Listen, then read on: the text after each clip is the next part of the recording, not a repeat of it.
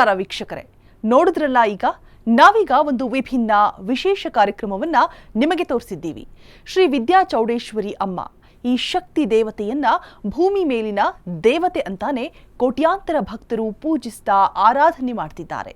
ನಂಬಿದವರನ್ನ ಕೈ ಹಿಡಿಯುತ್ತಾ ಮಾತನಾಡುವ, ಸಮಸ್ಯೆ ಅರಿಯುವ, ಪರಿಹಾರ ಕೊಡುವ, ವರ ಕೊಡುವ ಸಾಕ್ಷಾತ್ ದೇವತೆಯೇ ಈ ಜಗದಂಬ. ಈ ಆದಿ ಪರಾಶಕ್ತಿಯ ಹಿನ್ನೆಲೆ ಏನು, ಐತಿಹ್ಯ ಏನು, ಪವಾಡಗಳೇನು ಅಂತಲೂ ಕೂಡ ನಿಮಗೆ ತೋರಿಸ್ತಿದ್ದೀವಿ ನೋಡಿ.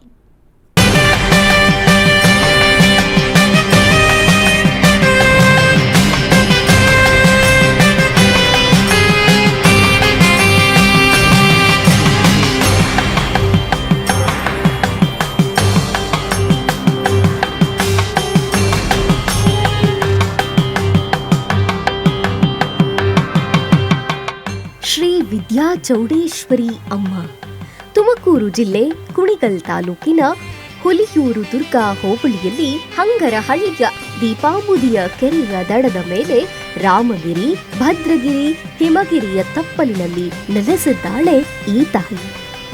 ಆದಿಶಕ್ತಿ ಅಮ್ಮನವರ ಈ ಧಾರ್ಮಿಕ ಕ್ಷೇತ್ರಕ್ಕೆ ಶತಮಾನಗಳ ಇತಿಹಾಸವಿದ್ದು ಸಪ್ತ ಋಷಿಗಳ ಕಾಲದಲ್ಲೇ ಇದು ಉಲ್ಲೇಖವಾಗಿದೆ. ಹಂಕರಹಳ್ಳಿಗೆ ಕೆಜಿ ದೇವಪಟ್ಟಣ ಅಂತಲೂ ಕರೀತಾರೆ. ಕೆಜಿ ದೇವಪಟ್ಟಣ ಅಂದರೆ ಕೆಳದಿಯ ಗದ್ದುಗೆಯ ಪಟ್ಟಣ. ಈ ಪುಣ್ಯ ಸ್ಥಳವು ಕೆಳದಿ ಮಹಾಸಂಸ್ಥಾನದ ಆಶ್ರಯದಲ್ಲಿತ್ತು.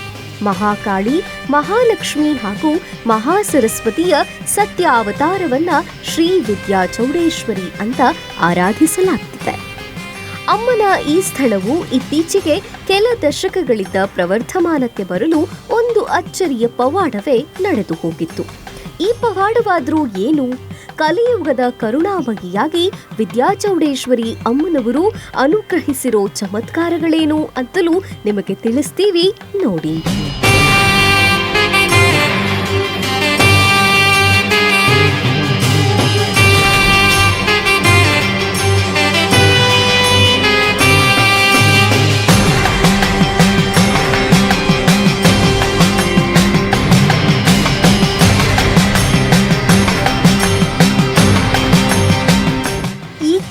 ಕೆಲವು ದಶಕಗಳ ಹಿಂದೆ ಶಿವಮೊಗ್ಗದಲ್ಲಿ ಮುಸ್ಲಿಂ ಸಮುದಾಯದ ಒಂದು ಗುಂಪು ದರ್ಗಾ ಕಟ್ಟಲು ಜೆಸಿಬಿಯಿಂದ ಮಣ್ಣು ಅಗೆಸ್ತಿದ್ರು.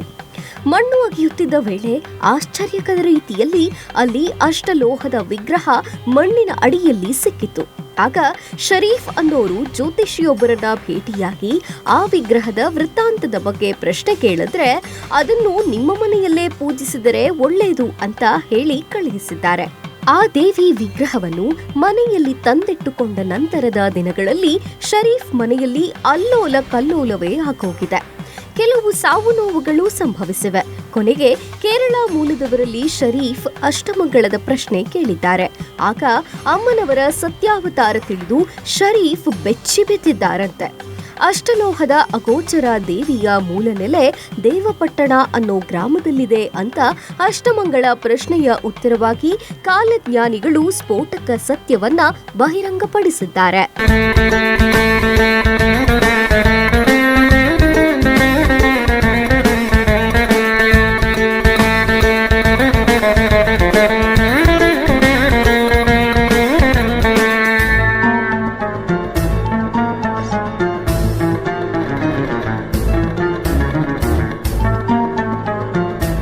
ಅಷ್ಟಲೋಹದ ಆದಿ ಪರಾಶಕ್ತಿಯ ವಿಗ್ರಹ ಹಿಡಿದು ಶರೀಫ್ ಹಾಗೂ ಸಂಗಡಿಗರು ಸೀದಾ ಹುಲಿಯೂರು ದುರ್ಗದ ಬಳಿ ದೇವಪಟ್ಟಣ ಗ್ರಾಮಕ್ಕೆ ಧಾವಿಸ್ತಾರೆ. ಶರೀಫ್ ಬಳಿ ವಿಗ್ರಹದ ವೃತ್ತಾಂತ ಕೇಳಿಕೊಂಡಂತಹ ಗ್ರಾಮಸ್ಥರು ದೇವಿ ಆರಾಧನೆಗೆ ಯಾರು ಸೂಕ್ತ ಅಂತ ಯೋಚಿಸಿದ್ದಾರೆ. ಆ ದಿನಗಳಲ್ಲಿ ಶನಿ ಮಹಾತ್ಮನನ್ನು ಪೂಜಿಸಿಕೊಂಡಿದ್ದ ಒಬ್ಬ ಯುವಕನನ್ನ ಶರೀಫ್ಗೆ ತೋರಿಸ್ತಾರೆ. ಆ ಯುವಕ ಮೊದಲಿಗೆ ದೇವಿ ಪೂಜೆಗೆ ಹಿಂಜರಿತಾನೆ. ಕೊನೆಗೆ ತೆಪ್ಪದ ಮೇಲೆ ಅಮ್ಮನ ವಿಗ್ರಹ ಇಟ್ಟು ತೇಲಿ ಬಿಟ್ಟಾಗ ಕೆರೆಯ ಇನ್ನೊಂದು ದಿಕ್ಕಿನಲ್ಲಿ ನಿಂತಿದ್ದ ಅದೇ ಯುವಕನ ಕಡೆಗೆ ವಿಗ್ರಹ ತಲುಪುತ್ತದೆ. ಈ ಪುಣ್ಯದ ಕಾರ್ಯ ನನಗೆ ಅನುಗ್ರಹ ಆಗಿದೆ ಅಂತ ಅರಿತುಕೊಂಡ ಬಾಲಮಂಜುನಾಥ ಸ್ವಾಮೀಜಿ ವಿಗ್ರಹ ಪಡೆದು ದೇವಿ ಆರಾಧನೆ ಆರಂಭಿಸ್ತಾರೆ. ದೇವಪಟ್ಟಣದ ದೀಪಾಂಬುದಿಯ ಕೆರೆಯ ದಡದಲ್ಲಿ ತ್ರಿಕೋನಾಕಾರದಲ್ಲಿದ್ದ ರಾಮಗಿರಿ, ಭದ್ರಗಿರಿ, ಹೇಮಗಿರಿ ಬೆಟ್ಟದ ಮೇಲೆ ದೇವಾಲಯ ಎದ್ದು ನಿಲ್ಲುತ್ತದೆ. ಅಷ್ಟಕ್ಕೆ ನಿಲ್ಲಲಿಲ್ಲ ಅಮ್ಮನವರ ಪವಾಡ. ಕಾಲಾನಂತರದಲ್ಲಿ ಅಮ್ಮನ ಆರಾಧಕ ಆ ಯುವ ಸ್ವಾಮಿಯೇ ಬೆಕ್ಕಸ ಬೆರಗಾಗುವಂಥ ಹಲವು ಪವಾಡಗಳು ನಡೆಯಲಾರಂಭಿಸುತ್ತವೆ.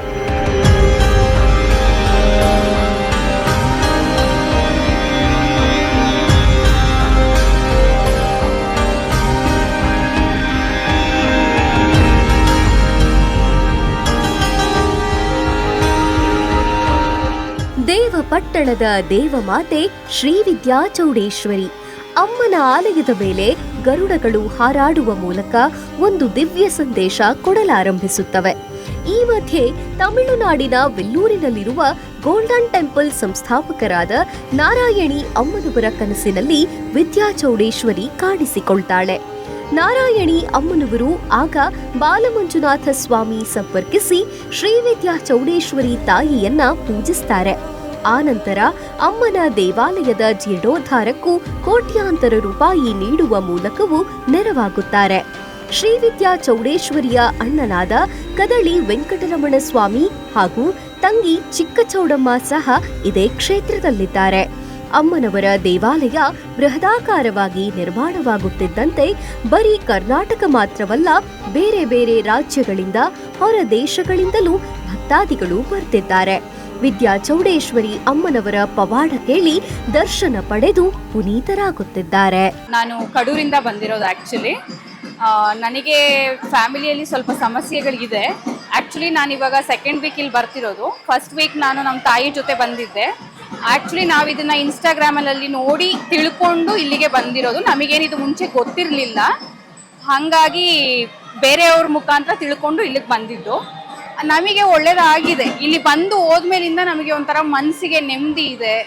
ಒಂಥರ ಮನೆಯಲ್ಲಿ ಸಾಕಷ್ಟು ಬದಲಾವಣೆಗಳನ್ನು ನಾವು ನೋಡ್ತಿದ್ದೀವಿ. ಅವ್ರು ಹೇಳಿದ್ರು ನಮಗೆ ಕಾಣಿಕೆ ಕೊಡಬೇಕು ಅಂತ ಹೇಳಿದ್ದಾರೆ, ಒಂದು ಅಮ್ಮನಿಗೆ ಮಡ್ಲಕ್ಕಿ ಕೊಡಬೇಕು ಅಂತ ಹೇಳಿದ್ದಾರೆ. ಇದು ಸೆಕೆಂಡ್ ವೀಕ್ ಬಂದಿರೋದ್ರಿಂದ ಸೊ ಇವತ್ತು ಅಮ್ಮನಿಗೆ ಕೊಡಬೇಕು. ನೆಕ್ಸ್ಟ್ ಏನಾಗುತ್ತೆ ಅಂತ ನೋಡಬೇಕು. ಎಲ್ಲ ಅವ್ರ ಮೇಲೆ ಭಾರ ಹಾಕಿದ್ದೀವಿ. ಸೊ ಇಲ್ಲಿ ಒಂಥರ ಪವಾಡ ಇದೆ ಅಂತಲೇ ನಮಗೆ ಅನಿಸುತ್ತೆ. ನಾನು ಬರ್ತಿರೋದು ಇದೆ ಮೊದಲನೇ ವಾರ. ನಮ್ಮ ಅಕ್ಕ ಮತ್ತು ನಮ್ಮಮ್ಮ ನಮ್ಮ ಫ್ಯಾಮಿಲಿ ಎಲ್ಲ ಬಂದು ಹೋಗಿದ್ರು. ಅವ್ರು ಬಂದಿರೋದು ಸೆಕೆಂಡ್ ವೀಕು. ನಾನಿದೆ ಮೊದಲು ಬರ್ತಿರೋದು. ಅವ್ರು ಬಂದು ಹೇಳಿ ತುಂಬ ಇನ್ಸ್ಪೈರ್ ಆಯಿತು. ಮನ್ಸಿಗೆ ತುಂಬ ನೆಮ್ಮದಿ ಅನ್ನಿಸ್ತಿದೆ, ತುಂಬ ಶಾಂತಿ ಸಿಕ್ಕಿದೆ. ಸೊ ಹಾಗಾಗಿ ಬರಬೇಕು ಅಂತ ತುಂಬ ಇನ್ಸ್ಪೈರ್ ಆಯಿತು. ಶ್ರೀ ವಿದ್ಯಾ ಚೌಡೇಶ್ವರಿಯ ಮೂಲ ಹೆಸರು ದಕ್ಷಿಣಾ ಕಾಳಿಕಾ ಪರಮೇಶ್ವರಿ. ಭಕ್ತರ ಪಾಲಿನ ಭಗವತಿ, ಬನಶಂಕರಿ, ಆದಿಪರಾಶಕ್ತಿ ಹಾಗೂ ಸಿದ್ಧಿದಾತ್ರಿಯೂ ಆಗಿರುವ ಪಾರ್ವತಿ ದೇವಿಯ ಅಪರಾವತಾರವಾಗಿರುವ ಅಮ್ಮನವರ ಪವಾಡ ಒಂದಲ್ಲ ಎರಡಲ್ಲ, ಸಾವಿರಾರು ಇದ್ದಾವೆ. ಶ್ರೀಸಾಮಾನ್ಯರಿಂದ ಹಿಡಿದು ಅಸಾಮಾನ್ಯರವರ ಮೇಲೆ ಅಮ್ಮ ಚೌಡೇಶ್ವರಿ ಅನುಗ್ರಹ ಆಗ್ತಾನೇ ಇದೆ. ಹೀಗಾಗಿಯೇ ಮೈಸೂರು ಮಹಾರಾಜರ ಕುಟುಂಬದವರು ಅಮ್ಮನವರನ್ನ ಆರಾಧಿಸಿದ್ದಾರೆ. ಮಾಜಿ ಪ್ರಧಾನಿ ಎಚ್.ಡಿ. ದೇವೇಗೌಡರು, ಡಿಸಿಎಂ ಡಿ.ಕೆ. ಶಿವಕುಮಾರ್, ಧರ್ಮಸ್ಥಳದ ವೀರೇಂದ್ರ ಹೆಗ್ಗಡೆ ಸೇರಿ ಹಲವು ಗಣ್ಯಾತಿ ಗಣ್ಯರೆಲ್ಲರೂ ವಿದ್ಯಾ ಚೌಡೇಶ್ವರಿ ಅಮ್ಮನವರ ದರ್ಶನ ಭಾಗ್ಯ ಪಡೆದು ಪೂಜಿಸಿದ್ದಾರೆ. ಶ್ರೀ ವಿದ್ಯಾ ಚೌಡೇಶ್ವರಿ ಮಹಾಸಂಸ್ಥಾನದ ಮಠದ ಆವರಣದಲ್ಲಿರುವ ಗರ್ಭಗುಡಿಯಲ್ಲಿ ಅಗ್ನಿವರ್ಣ, ಹಿರಣ್ಯವರ್ಣಳಾಗಿ ಪಂಚದೀಪಗಳ ಬೆಳಕಿನಲ್ಲಿ ಅಮ್ಮನವರು ಕಂಗೊಳಿಸುತ್ತಾರೆ. ಅಮ್ಮನವರ ಪ್ರಭಾವಳಿ ಮೂಲಕ ನಡೆಯುವ ಕಳಸ ಬರವಣಿಗೆ ಭವಿಷ್ಯಕ್ಕೆ ಭಕ್ತರೆಲ್ಲ ಬೆಕ್ಕಸ ಬೆರಗಾಗುತ್ತಾರೆ.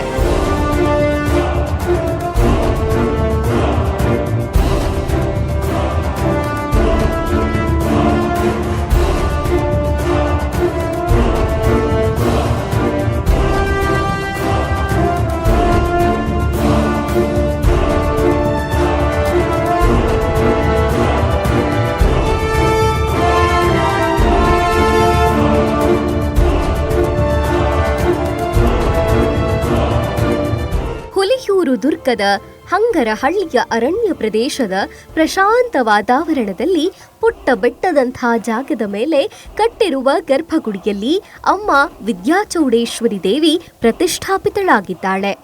ಪವಾಡ ಪರಮೇಶ್ವರಿ ತಾಯಿ ಅಂತಲೇ ಪ್ರಸಿದ್ಧಿಯಾಗಿರೋ ಅಮ್ಮನವರ ಪವಾಡಗಳೇ ರೋಚಕವಾಗಿವೆ. ಕಳಸ ಬರವಣಿಗೆ ಮೂಲಕ ಭವಿಷ್ಯ ನುಡಿಯೋ ಅಮ್ಮನವರು ಕೋಟ್ಯಾಂತರ ಭಕ್ತವೃಂದವನ್ನ ಮೂಕವಿಸ್ಮಿತಗೊಳಿಸುತ್ತಿದ್ದಾರೆ. ಕಳಸ ಬರವಣಿಗೆಯಲ್ಲಿ ಮೂಲ ಸನ್ನಿಧಾನ ಅಂತಲೇ ಪ್ರಸಿದ್ಧಿಯಾಗಿರುವ ಈ ಪುಣ್ಯ ಕ್ಷೇತ್ರದಲ್ಲಿ ಭವಿಷ್ಯವಾಣಿ ಬೆರಗು ಮೂಡಿಸುತ್ತದೆ. ನರೇಂದ್ರ ಮೋದಿಯವರು ಪ್ರಧಾನಿಯಾಗುತ್ತಾರೆ ಅಂತ ಬಲಕಡೆಯಿಂದ ಹೂವು ಕೊಡೋ ಮೂಲಕ ಮುನ್ಸೂಚನೆ ಕೊಟ್ಟಿದ್ದೇ ಆದಿದೇವತೆ ಶ್ರೀ ವಿದ್ಯಾ ಚೌಡೇಶ್ವರಿ ತಾಯಿ. ಇನ್ನು ಕೊರೋನಾ ಸಂಕಷ್ಟ ಕಾಲದಲ್ಲಿ ಸ್ಫೋಟಕ ಸಂಗತಿಗಳನ್ನು ಹೊರಹಾಕಿ ಚಕಿತಗೊಳಿಸಿದ್ದರು. ರಾಜಯಾಗ, ಹಣಯಾಗ, ಯುಗಯಾಗ ಅಂತ ಕಳಸ ಬರವಣಿಗೆ ಬರೆದು ಹಣ, ಅಧಿಕಾರ, ದರ್ಪ ತೋರಿಸಲು ಇದೆಲ್ಲ ಚೀನಾ ಹುನ್ನಾರ ಅಂತ ಅಮ್ಮ ಭವಿಷ್ಯ ಬರೆದಿದ್ದರು. ಮೋದಿಯೇ ಇವನ್ನೆಲ್ಲ ಪರಿಹಾರ ಮಾಡುತ್ತಾರೆ, ನ್ಯಾಯ, ನೀತಿ, ಧರ್ಮವೇ ಇದಕ್ಕೆಲ್ಲ ಪರಿಹಾರವಾಗಿ 2023ರ ಒಳಗೆಲ್ಲ ಕೊರೋನಾ ಕೊನೆಯಾಗುತ್ತದೆ ಅಂತ ಭವಿಷ್ಯವಾಣಿ ಬರೆದಿತ್ತು. ಅನಾಚಾರಿ ಚೀನಾ ಸರ್ವನಾಶ ಆಗುತ್ತೆ ಅಂತಲೂ ಚೌಡೇಶ್ವರಿ ಅಮ್ಮನವರು ಭವಿಷ್ಯ ಹೇಳಿದ್ದರು.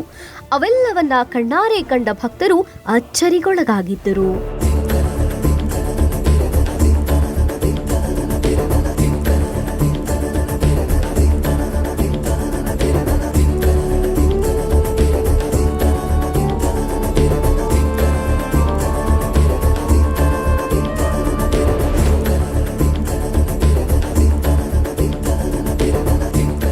ಅಗೋಚರ ಶಕ್ತಿಯ ಅಧಿದೇವತೆ ಶ್ರೀ ವಿದ್ಯಾ ಚೌಡೇಶ್ವರಿ ಅಮ್ಮನವರು ಶ್ರೀ ವಿದ್ಯಾ ಚೌಡೇಶ್ವರಿ ಮಹಾಸಂಸ್ಥಾನ ಮಠದ ಉಸ್ತುವಾರಿಯಲ್ಲಿ ಆರಾಧಿಸಲಾಗುತ್ತದೆ.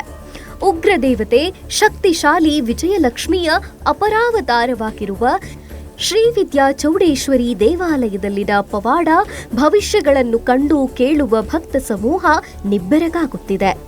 ಶೃಂಗೇರಿಯ ಶ್ರೀ ಶ್ರೀ ಜಗದ್ಗುರು ಶಂಕರಾಚಾರ್ಯ ಮಹಾಸಂಸ್ಥಾನದ ದಕ್ಷಿಣಾನ್ಮಯ ಶ್ರೀ ಶಾರದಾ ಪೀಠದ ಅನುಗ್ರಹವೂ ಸಿಕ್ಕಾಗಿದೆ. ಅಮ್ಮನ ಆರಾಧಕ ಬಾಲಮಂಜುನಾಥ ಸ್ವಾಮಿಗಳಿಗೆ ಶೃಂಗೇರಿ ಶಾರದಾ ಪೀಠಗಳಲ್ಲಿ ಶ್ರೀ ಗುರುಗಳು ದೀಕ್ಷೆ ನೀಡಿದ್ದಾರೆ. ಜಗದ್ಗುರು ಶ್ರೀ ಶ್ರೀ ವಿಧುಶೇಖರ ಭಾರತಿ ಸ್ವಾಮೀಜಿ ನೂತನ ನಾಮಾಂಕಿತವನ್ನು ನೀಡಿದ್ದಾರೆ. ಬಾಲಮಂಜುನಾಥ ಸ್ವಾಮೀಜಿಯವರಿಗೆ ಶ್ರೀ ವಿದ್ಯಾನಂದ ಸ್ವಾಮೀಜಿ ಅಂತ ಹೆಸರಿಟ್ಟು ದೀಕ್ಷೆ ನೀಡಿದ್ದಾರೆ. ಇವತ್ತೊಂದು ದಿವಸ ಶ್ರೀ ವಿದ್ಯಾನಂದ ಅನ್ನುವಂಥ ಹೆಸರನ್ನು ನಿಮಗೆ ಹೇಳ್ತಾ ಇದ್ದೇವೆ. ಹಾಗಾಗಿ ಇವತ್ತಿಂದ ಶ್ರೀ ವಿದ್ಯಾನಂದ ಸ್ವಾಮಿಗಳು ಅನ್ನುವಂಥ ಹೆಸರಿನಲ್ಲಿ ಪುನಃ ನಿಮ್ಮ ಸೇವೆ, ಅಮ್ಮನವರಿಗೆ ನಿಮ್ಮ ಸೇವೆ ಅದೆಲ್ಲ ಇವತ್ತಿನ ದಿವಸದಿಂದ ವಿಶೇಷವಾಗಿ ನಡೆಯಿತು.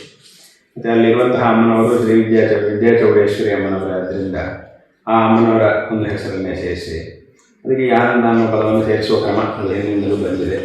ಈ ಥರ ನಾವು ಕೊಡುವಂತಹ ಹೆಸರುಗಳಲ್ಲಿ ಈ ಥರ ಹೇಳುವಂಥದ್ದು. ಈ ಉಪಾಸನೆ ಮಾಡುವಂಥವರಿಗೂ ಸನ್ಯಾಸಿಗಳಿಗೂ ಮತ್ತು ಅಮ್ಮನವರ ಉಪಾಸನೆ, ಶಿವನ ಉಪಾಸನೆ ಮಾಡುವವರು ಇತ್ಯಾದಿಗಳಿಗೆಲ್ಲ ದೇವರ ಉಪಾಸನೆಗೆ ಅಂತ ಪ್ರತ್ಯೇಕವಾಗಿ ಹೆಸರುಗಳಿರುತ್ತೆ. ಆಮೇಲೆ ಜನ್ಮತಃ ಇರುವಂತಹ ಹೆಸರುಗಳು ಕೆಲವು, ಜನ್ಮತಃ ಮಾಮೂಲಿ ಒಂದೊಂದು ಹೆಸರನ್ನು ಇಡುವುದಿರುತ್ತೆ. ವಿಶೇಷವಾಗಿ ಉಪಾಸನೆ ಇತ್ಯಾದಿಗಳನ್ನೆಲ್ಲ ಮಾಡುವವರಿಗೆ ಆ ಒಂದು ದೀಕ್ಷೆ, ಆ ದೀಕ್ಷೆಯ ಜೊತೆಗೆ ಒಂದು ನಾಮವನ್ನು ಕೊಡುವುದು ಇರುತ್ತೆ. ಅದರಲ್ಲಿ ಶಿವ ದೀಕ್ಷೆ, ಅಮ್ಮನವರ ದೀಕ್ಷೆ, ಹೀಗೆಲ್ಲ ಒಂದೊಂದು ದೀಕ್ಷೆಗೂ ಕೊಡುವಂತಹ ಹೆಸರಿರುತ್ತೆ. ಅದರಲ್ಲಿ ನೀವು ವಿಶೇಷವಾಗಿ ಅಮ್ಮನವರ ಸಂಕಲ್ಪನ, ಅಮ್ಮನವರ ಅನುಗ್ರಹದಿಂದಲೇ ಅಲ್ಲಿ ವಿದ್ಯಾ ಚೌಡೇಶ್ವರಿ ಅಮ್ಮನವರ ಸೇವೆ ಮಾಡ್ತಿದ್ದೀರಿ. ಆದ್ದರಿಂದ ಅಮ್ಮನವರಿಗೆ ಆ ಅಮ್ಮನವರ ಪ್ರೀತಿಕರವಾಗಿ ಅಮ್ಮನವರ ಹೆಸರನ್ನು ಸೇರಿಸಿ ಅಮ್ಮನವರ ಹೆಸರಿನಿಂದಲೇ ಶ್ರೀ ವಿದ್ಯಾನಂದ ಅನ್ನುವಂತಹ ಹೆಸರನ್ನು. ಬದಲಾವಣೆ ಬಯಸಿ ಬರುವ ಭಕ್ತರಿಗೆ ಬದುಕಿನ ಭರವಸೆ ನೀಡುವ, ಕಾಯುತ್ತಿರುವ ಕರುಣಾಮಯಿ ಅಮ್ಮನ ಕ್ಷೇತ್ರದಲ್ಲಿ ಮಡಿಲು ಅಕ್ಕಿ ಸಮರ್ಪಣೆಯೂ ವಿಶೇಷವಾಗಿದೆ. ಮುಡುಪು ಕಟ್ಟಿದವರ ಕಷ್ಟ ಕಾರ್ಪಣ್ಯಗಳನ್ನು ಕೊನೆಗಾಣಿಸುತ್ತಿರುವ ಶ್ರೀ ವಿದ್ಯಾ ಚೌಡೇಶ್ವರಿ ಅಮ್ಮನ ದರ್ಶನ ಪಡೆದವರು ನೆಮ್ಮದಿ ಕಾಣುತ್ತಿದ್ದಾರೆ.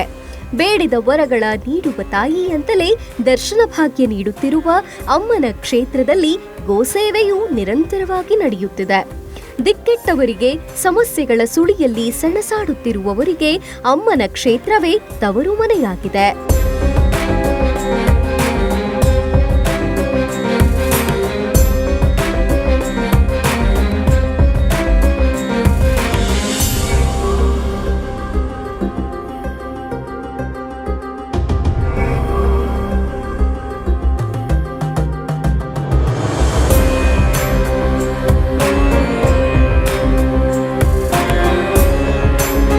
ಇದಿಷ್ಟು ಅಧಿದೇವತೆ ಅಮ್ಮ ಶ್ರೀ ವಿದ್ಯಾ ಚೌಡೇಶ್ವರಿ ಪುಣ್ಯಕ್ಷೇತ್ರದ ಸಮಗ್ರ ನೋಟ ಹಾಗೂ ಪವಾಡ ಪುರಾಣಗಳ ರೋಚಕ ಸಂಗತಿಗಳಾಗಿದೆ.